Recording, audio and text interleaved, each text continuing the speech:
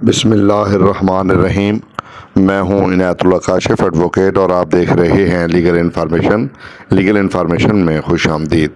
آج کا میرا موضوع ہے ان لافل کمپلسری لیبر یعنی غیر قانونی جبری مشقت۔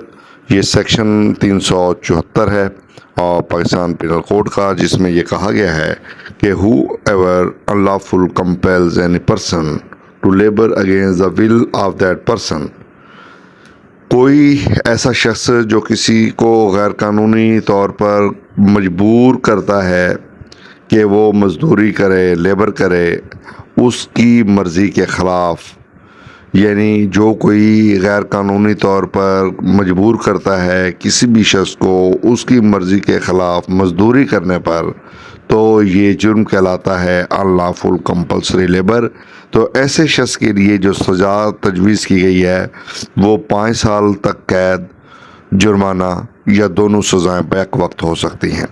اگر ہم 374(2) کا جائزہ لیں تو اس کے مطابق whoever compels a prisoner of war or a protected person to serve in armed forces of Pakistan shall be punished with imprisonment of either description for a term which may extend to 1 year۔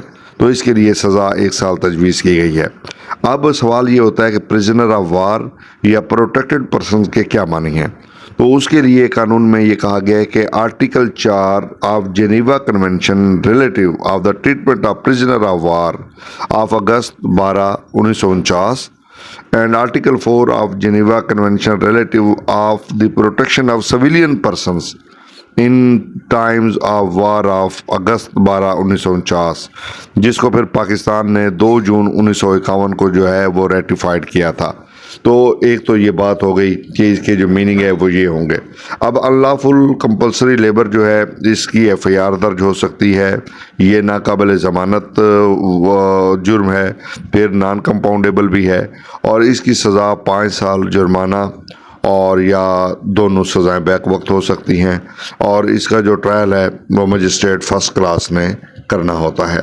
تو یہ section 374 ان lawful compulsory labour یا غیر قانونی جبری مشقت جسے ہم کہتے ہیں، اس کے ساتھ ایک قانون اور بھی متعارف کروایا گیا تھا، وہ بانڈڈ لیبر ایبولیشن ایکٹ 1992 تھا، جس میں پھر بعد ازاں ترمیم بھی کی گئی۔